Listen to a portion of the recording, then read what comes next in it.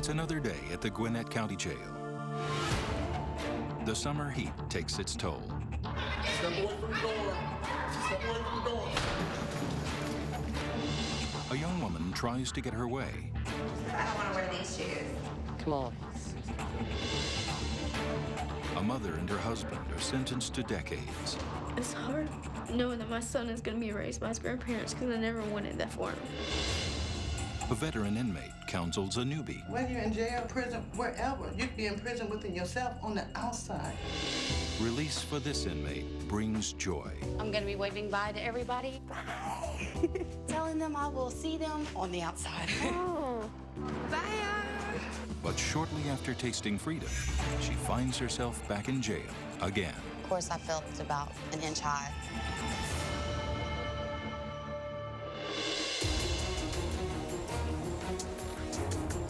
Deputies bring in Kimberly, a wife and mother. She was arrested for possession of methamphetamines with intent to distribute. Originally arrested 1 year ago, she bonded out and was just sentenced this morning to return to jail. Her husband is already serving 25 years for drug trafficking. When I was riding in the patrol car, I was looking out the window and I knew it could be the last time I'd see outside for about 2 years. Go ahead and stand in that yellow square right here. When I came in for intake, I just wanted to not upset the deputies. All right, I'm gonna check your pockets first. You know, they have to be tough, and they all think that we're scum. Since she came directly from court, Kimberly is dressed in her best suit. All right, need you to remove your jacket and slip off your shoes. She was sentenced to 2 years in prison, 1 year of house arrest, and 12 years of probation. Go ahead and slip your shoes back on. The moment that I was sentenced, I knew that it would be the last time I'd be standing there as a free person. Turn around, open your mouth. I prepared to be in handcuffs. Kimberly was also charged with intent to distribute methamphetamines, which is a felony. Could have been a lot worse. I could have been charged with trafficking methamphetamine because of the amount that I had. But my attorney made a deal with the state, and they dropped it to possession with intent. I could have been serving a mandatory 10 years in prison. It's your hands. Before I was arrested a year ago, I'd never been arrested before in my life. I'd never been in trouble with the law before. Had a clean record. Methamphetamine is a very addictive drug. It's very dangerous. I could say I started using more often, hanging out with certain people. Any kind of heart condition or high blood pressure. And then I met my husband, and he was actually a dealer. So once we started dating each other, it got worse. One bad decision, and I'm going to prison. I'm going to prison. You will receive a shower, a uniform, 3 pair of panties, and 3 bras. All right, ladies, go to your left, stay on the wall. It made me very angry to lose my husband. He abandoned us because he knew what he was doing when he was selling could land him in prison, and it did. Kimberly's 2-year-old son has now lost both of his parents. Okay, ladies, so what I need you to do is put your hands behind your back, stay to the right-hand side of the wall. I know I'm gonna be emotional later, but now's not the time to do it. I'm just trying to be brave and just trying to get through this first part, which is the worst part. I mean, it's all scary. It's all very scary. Here's your room key. I need you to pick up your bed, go upstairs here in the corner. I need you to make up your bed into next shelf. I fear the other women. I fear getting jumped or robbed or beat up. I'm really scared of the other females right now. I just gotta try and be tough, I guess.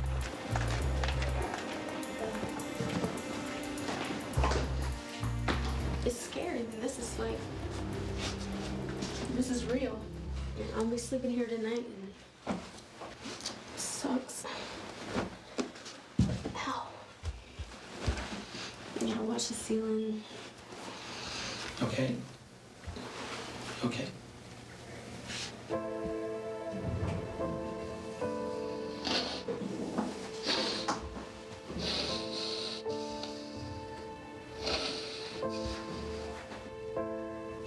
first time I've like been in any kind of private situation where I can just cry and try to like hold it back all day. It's just time. It's not gonna kill me. There's nothing they can do that's gonna kill me. It's just time. I feel like this isn't real. Like I can just leave and I can't. I can't just walk out of here when I want to. When I'm done with this. Now I gotta face it, so. This is reality. This is my reality. So, this is my reality now. I disappointed myself. I disappointed a whole family.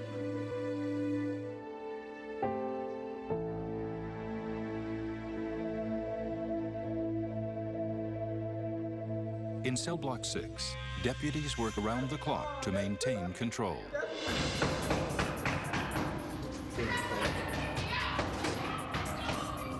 It's 2 a.m., and a woman in the holding area is banging on the glass of her cell and screaming.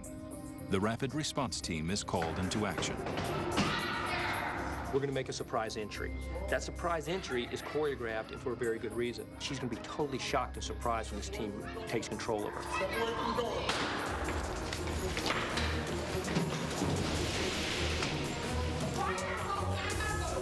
The hotshot, a handheld defense tool filled with compressed air and talcum powder, disorients the inmate. It's been really a great tool for us with the women when they become really emotional and out of control. And we pop this, it seems to change their channel very quickly, and then they get right out of the fight. I want you to watch very carefully the communication between the officers. It's nonverbal. You won't hear them say a thing. Now, they're communicating. If you see him just subtly look over his shoulder, what he's doing is he's calling up the restraint chair. Okay, so Why do we do that? Because the less we say, the more calming effect it has on the person we're trying to control. So we have to make sure that these people are handled with the minimum amount of force, but as much as it takes to control that. Coming up, I was just like really freezing.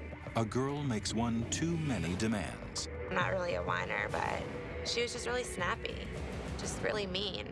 Why wasn't she asked in a nicer way? Come on. And when inmates least expect it, We look for weapons or drugs. a cell search. We pat the inmates down head to toe. We search everything. And later, I have a visit with my mom today.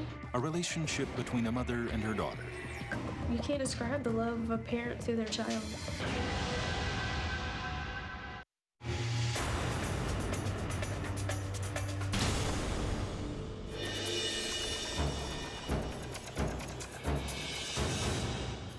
When they brought me here, it was the scariest thing ever.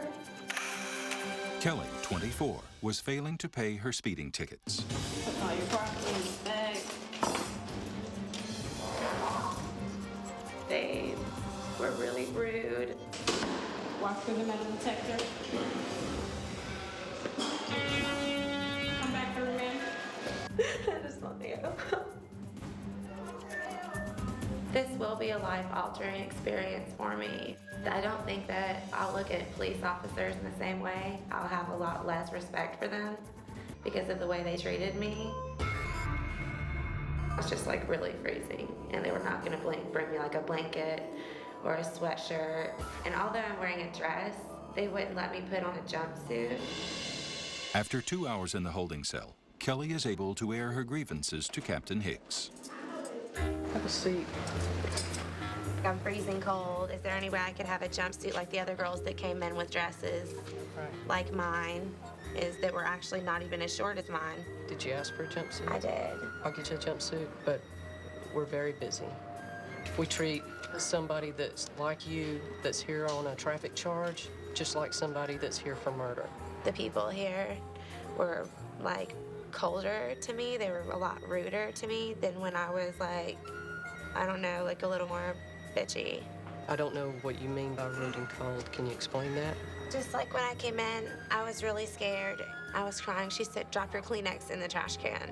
I mean, she could have just said, you know, could you throw your Kleenex in the trash can while we do these pictures or whatever? Or why was it even an issue that I had tissue in my hand? Why wasn't she asked in a nicer way to throw away her tissue? Come on. For me to have a simple question though, like while she's putting on my wristband, for me to say, how long does it generally take to get bonded out? They can't tell you how fast you're going to get in and get out. They don't know if we've had 15, 20 people brought in or 60 or 70. She could answer that in seconds. You see what I'm saying? Like, it's not that big of a deal. I'm not gonna whine about it. I'm not really a whiner, but I just thought it was kind of mean. A few minutes later, Hicks responds to Kelly's request. A jumpsuit for this inmate over here for her clothes because they're too small. Come this way. Okay, you're gonna be taking everything off and put your jumpsuit on. There's underwear, bra, and shower shoes. Okay. Is there any way I can leave my clothes on like they did? Like they left their clothes on and just put a jumpsuit over to keep them warm? No, we're gonna have to take that off and put the jumpsuit on. Just because I don't want to wear these shoes. I'm not getting booked. Okay, well, you can keep your shoes on. Okay, I was just gonna put this on over it. Okay, yeah. After Kelly was pacified, she spent 8 more hours in the holding cell. Her mother reluctantly bailed her out.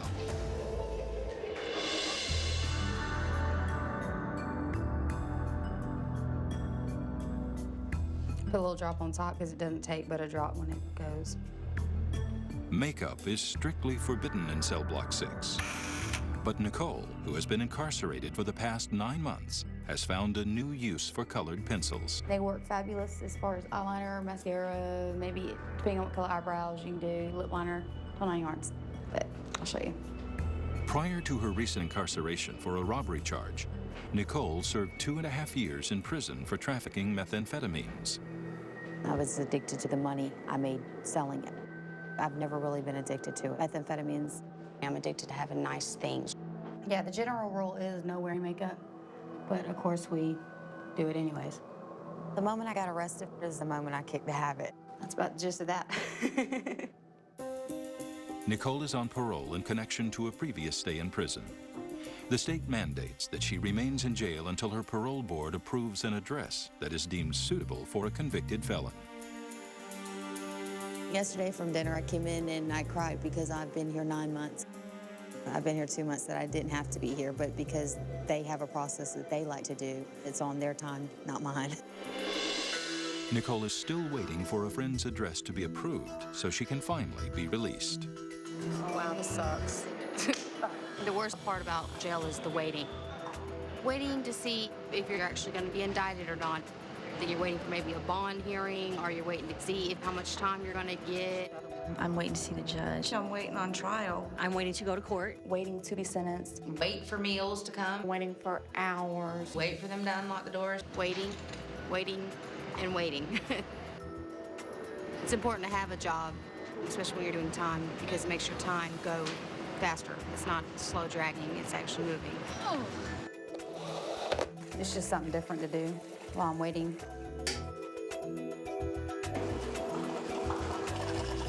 Trying to be patient, but I can't wait. It's visitation time in cell block 6, and Nicole is anxious to get her friend Jackie signed in. Okay, who's coming? Jacqueline? That's it? All right, thank you, ma'am. I'll get it done.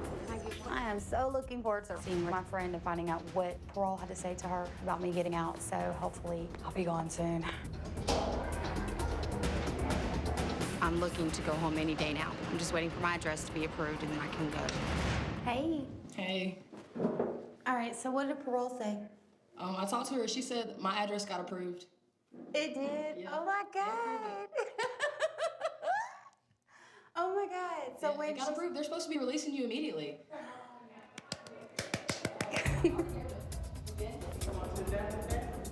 I've never been here before and went through this before, so I'm not quite sure what the process is. Okay. They have called you from the property room, and you can go upstairs, pack everything. You will be released. Oh, my God. Thank you. Love you.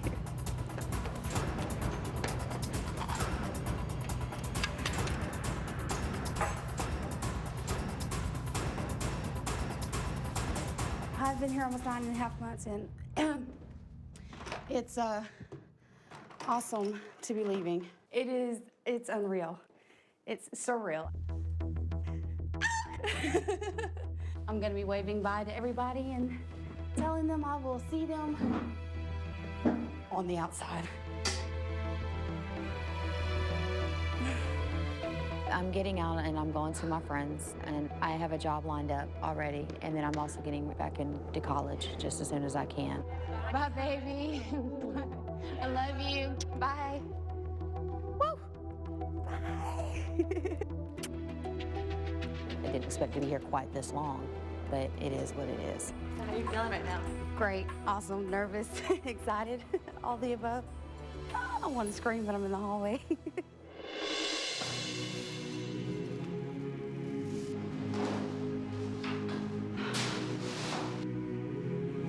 It feels great to have jeans on after 9.5 months. I'm so over this place. I'm mentally and emotionally drained. I'm ready to go. Hey girl, how you doing? Oh. I did what I did in my life, and I've chosen to do what I've done in my life throughout my life. Now I'm going to choose the right way. You in the back. Because now I know the consequences of when you don't.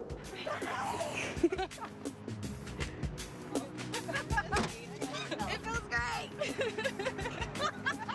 Went lying, what you said? I went lying. Bye.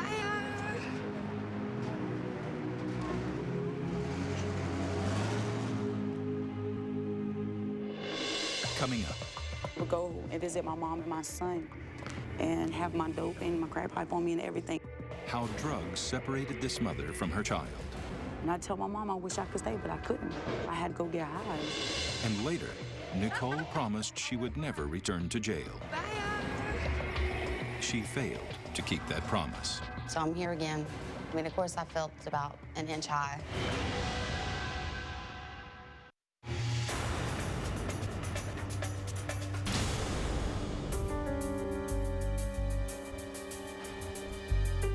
Part of life in Cell Block 6 are the 12 random cell and bin searches that occur every day. Our cell searches are for safety reasons and to make sure that these inmates are following our rules. If you don't have your bin out, your bin needs to be out with the top open so I can see inside the bin. We look for any kind of contraband. That could be weapons or drugs, but it could also be something that is being used for something it's not intended for.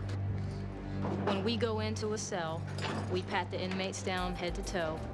We search pockets, undergarments, we search everything. We search their bins, which is basically just a big plastic container, and they keep all their personal belongings in it, clothing items, food items, underneath bunks, underneath mattresses, underneath the sink. That cell from top to bottom is searched for any kind of contraband, and it's addressed, whether it's minor or large. While women inmates are incarcerated for an array of charges, many of them have one thing in common. Do you have any tattoos? Do you have any tattoos? Do you have any tattoos? I have 4. I need you to tell me where each of them are located and where they are. Look at your shirt. All right, stay just like that. Stay just like that 1 second. Around your crease, right side.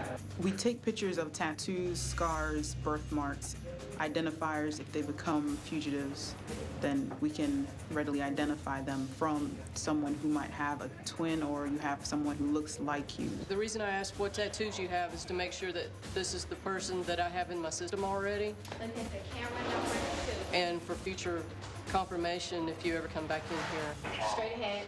Next photo. I got this tattoo right here because I used to like to look in the mirror when I get high. So every time I look in the mirror, I'd see my son's name. Tasha, 25, has been in jail 9 times in the past 5 years. It just reminds me about my little boy and what I'm doing in the street, leaving him back at home. She is currently serving time for violating probation on a drug possession charge. I didn't really know I had a problem until I had my son, because I couldn't stop. I tried, I would go and visit my mom and my son and have my dope and my crack pipe on me and everything. And I'd tell my mom I wish I could stay, but I couldn't. I had to go get high. It's just one of those days. Tasha is on a waiting list for a major drug rehabilitation program. She's already waited in jail for 4 months.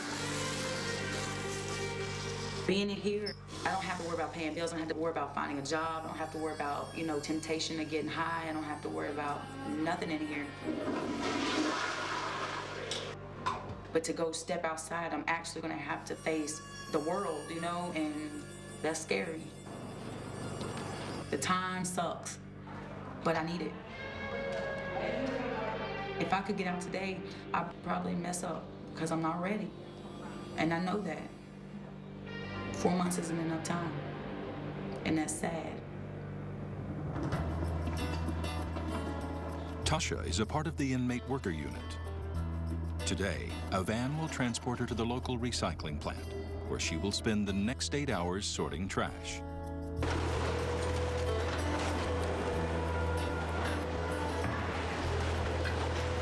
We come once, sometimes twice a week. Because we don't never know exactly which day we're gonna work. We pull out all the clear bottles, anything that says P, or what's the number? Number two. We pull all those out and separate them from the other bottles for recycling.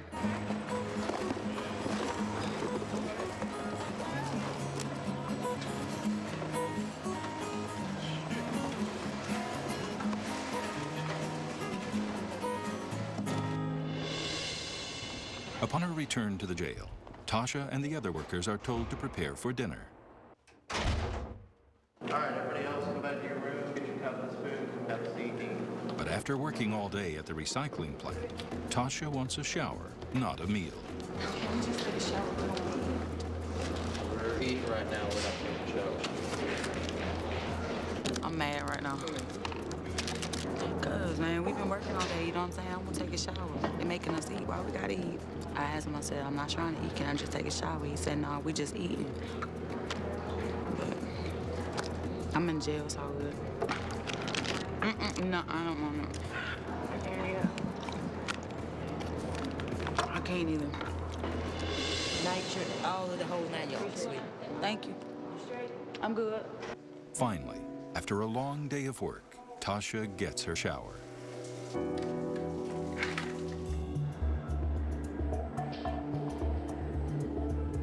Right now, I'm in the process of writing the story of my life. Starting from age 16, where I first got into drug addiction, to where I am and why, you know what I'm saying? It's very hard, because each little piece of my life is something I haven't dealt with yet, or something that I've forgotten, or, I'm having to go back and remember all these things that I've tried to put off for so long. It's opening wounds, and I'm actually feeling the pain and crying it out instead of getting high and running from it. I want to know what it's like on the other side, to actually have a job, have a home that I come home to, and not have to worry about getting beat up or the police kicking my door in, you know what I'm saying? It's gonna take time, but that's what I want. Anything's possible. Coming up, $368 is all she needs to become a free woman. But no one will come to bond her out. I hate it. I hate when we get closed in. I hate the door when it closes. I hate being in here.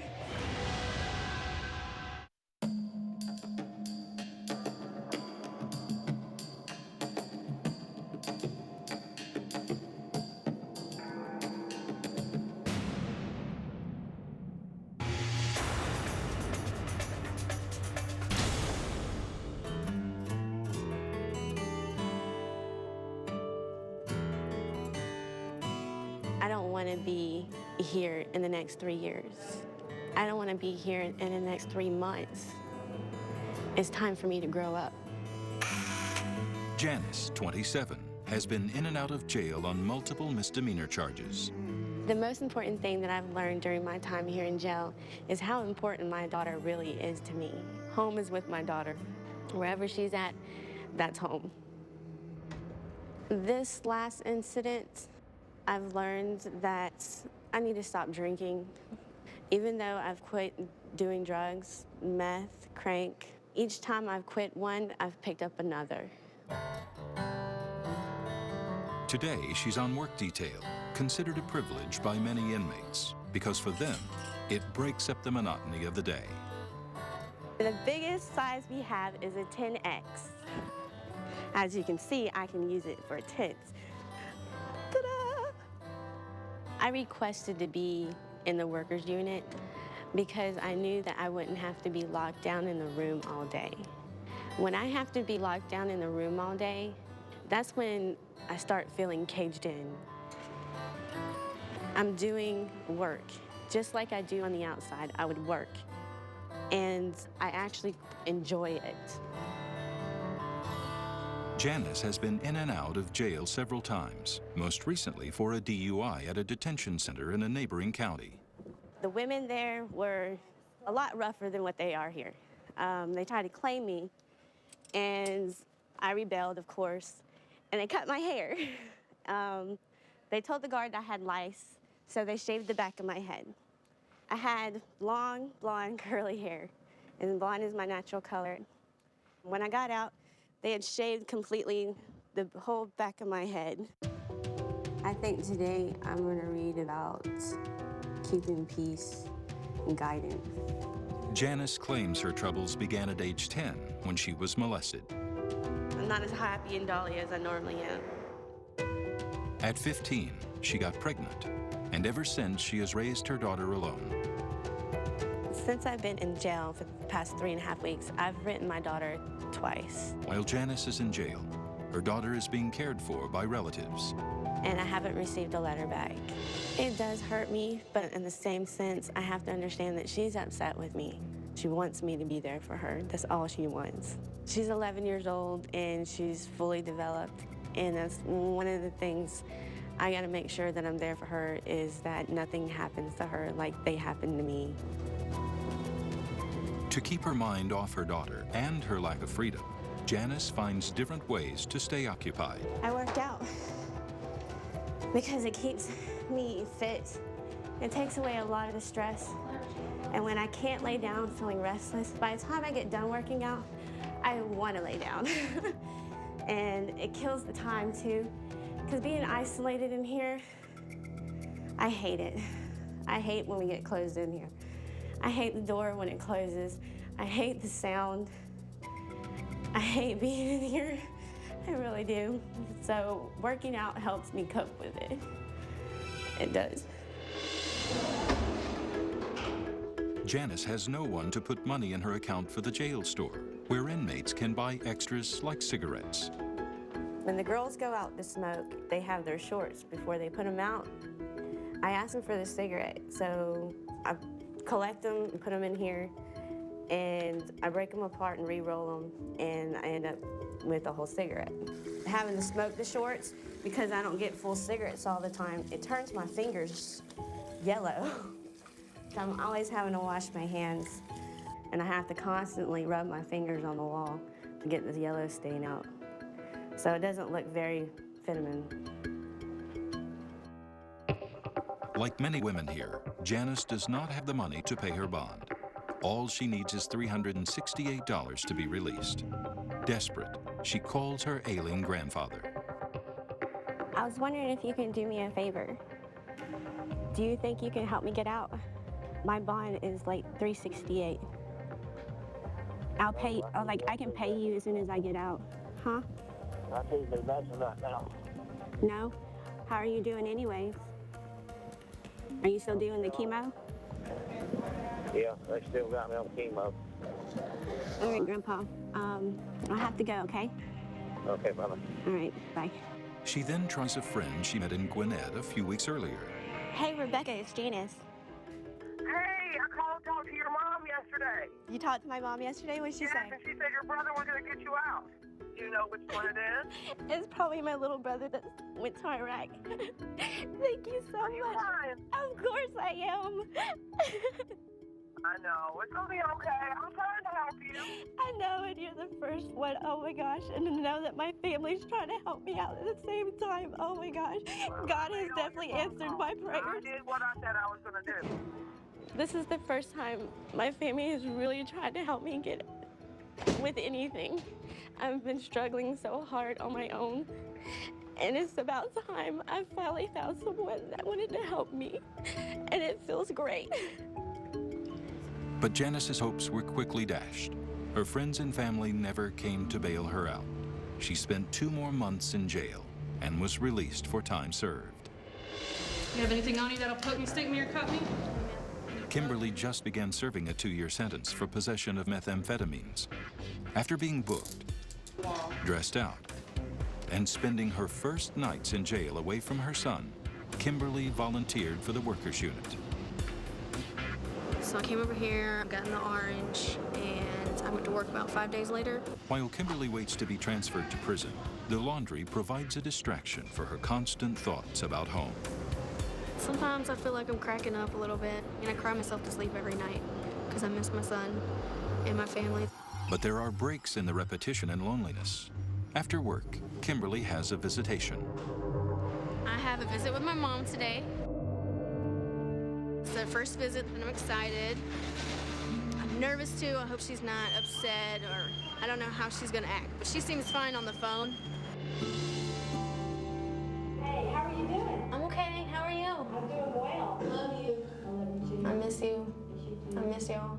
My mom is very supportive. You know, I had 1 year clean on Friday. That was my 1 year clean. After I got arrested for possession of methamphetamine, I went to a treatment center. My parents were always there. You can't describe the love of a parent to their child. With Kimberly's husband now in prison for methamphetamine trafficking, that love now extends to her son as Kimberly's mother raises her 2-year-old child. How's the baby? Oh, the baby's doing. He's okay. Is he calling out for me? He calls out for Mama. Yes, he does. I show him your picture and show him who you are. What's he saying? Oh, he says Mama. He said Mama? He says Mama. Was he saying his colors? He's saying his colors, yeah. Yeah. All I can do is just stay in contact with my parents and know what he's doing, what he's learning, and when I get out, ease my way back into his life and rebuild our bond. He's in good hands. Yeah, I know. But it's hard to be a mama and a grandma at the same time because grandma wants to take over. I know. Grandma wants to give him treats all the time, but Mommy says no. No. Mommy says you have to eat good first. I can't really do much from jail because he can't see me. You know, he can't touch me. And I feel like his little heart's breaking because I'm not there. And that breaks my heart.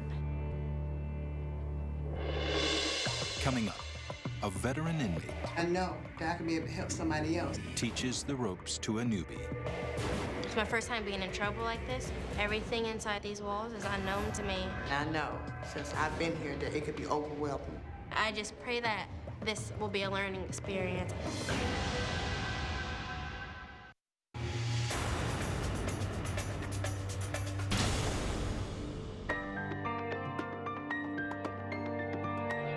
Another inmate is now arriving at the Gwinnett County Jail. I've never been to jail. It's my first time being in trouble like this, so I don't know. Everything inside these walls is unknown to me. Sable is a 22-year-old mother. Up to the wall, She was just sent to jail by her probation officer for failing a routine drug test. Do you have anything on you that'll poke me, stick me, or cut me? Did you slip off your shoes? Do you have any drugs or any other contraband on you? I didn't have maybe that parental guidance that some children have or what some people may deem as what a person needs. Go ahead and walk through that metal detector. When I first got here, I was emotional because I was brought here without being able to say goodbye to my son. Right there, that open door, take a right. To know that at the end of the day, I'm not there for my son, it makes me feel less of a mother. I'm not the one feeding my son. I'm not the one changing his diapers. I can't hold him.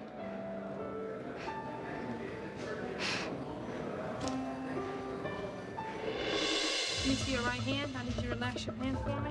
Yes, I can sit here and say I'm so accountable and yeah, I smoke and I don't think nothing's wrong with it. But at the end of the day, smoking marijuana has taken me from my son. All right, ladies, go around to room CC 145. Have a seat in the blue chairs.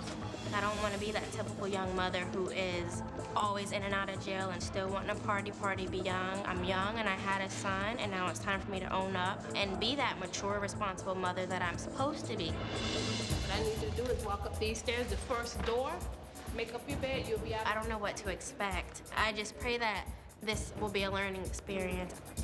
I may meet somebody in there who will be a lifelong friend of mine. There may be a life-changing person or experience.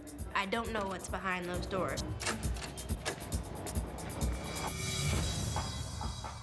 And lucky for Sable, her cellmate is Audrey. Audrey's been here probably for almost about a year.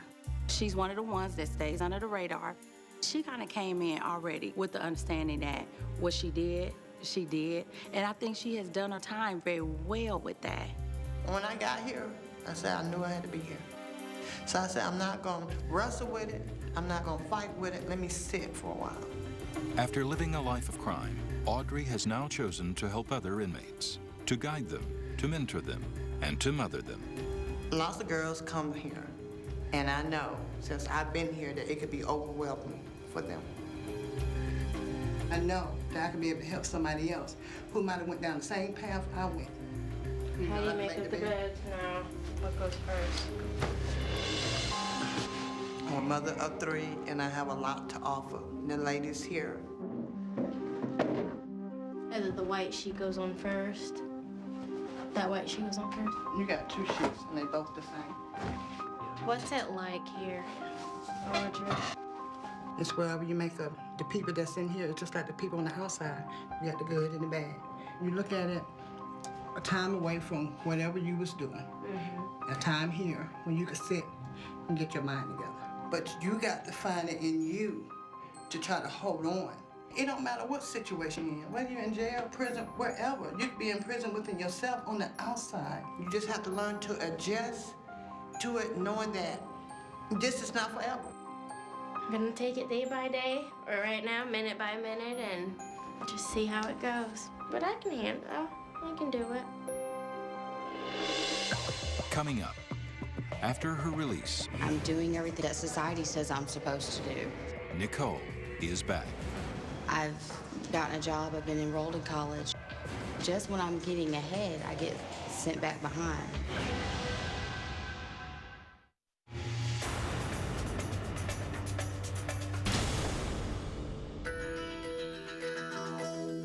My name is Sam Hayes, and I work in inmate services here at the Gwinnett County Detention Center. I'm teaching a class in drug, alcohol, relapse prevention. Today, the inmates of Cell Block 6 have gathered to support the 11 women who completed the jail's drug rehabilitation class. One of those women is Laura. It's a very intense class, and he makes you dig deep into what happened as a child. An admitted prostitute and crack addict, Laura considers herself a career criminal. Out of the last 26 years of my life, I've spent the last 23 incarcerated. She is currently serving time for a robbery charge and has been incarcerated for over a year. My head's been so messed up for so long, I don't even know what it's like to be normal. Like when the pencils get really small and people say you can't use them anymore, well, you could always use them again. My drug of choice is crack cocaine, and I relapsed 13 months ago. Once you smoke it, it's like a stronghold. It's a darkness. You can't get away from it. What we've got to do is find some reason for us to want to care about ourselves. I took Mr. Hayes' drug and alcohol class voluntarily. The difference in all the other times is I didn't want to change. I didn't care. But I care now, and I want to change. We're never the same person. We are changing and growing all the time. Yes, ma'am. When you're a drug addict, you're used to doing drugs, and you got to learn to live without doing drugs again. It's a whole different style of living. It's a whole different style of living. Can I live this way? Laura shares her free time with Sharon. The two have crossed paths in jail and on the streets for over 2 decades. Where is the one that I like the best? What are you talking about? The other one. We've known each other for 20 years. It's totally different than any time that we've been together before. I mean, you talk positive things, but we've always fell back into the same old pattern, you know? But this time I believe in you, and I believe it's gonna work. What is this? Thank you for doing the class for us. One of the self-talks you taught us, we wanted to all present that to you. We all wrote you something on the back, so if you'll look around the back after you finish. This is great. I am a child of God and a person of worth. I appreciate that very much. We are going to go on and give out the certificates today. Now, I would now like to recognize the women who have completed their course with a certificate.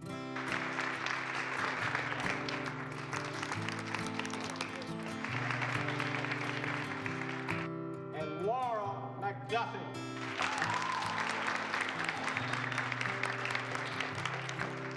I'm very proud of myself because I've never finished anything I started. And I finished this. Her conversation is totally different this time than it's ever been before. She talks about positive things, things that she wants to do when she gets out. This a totally different character altogether.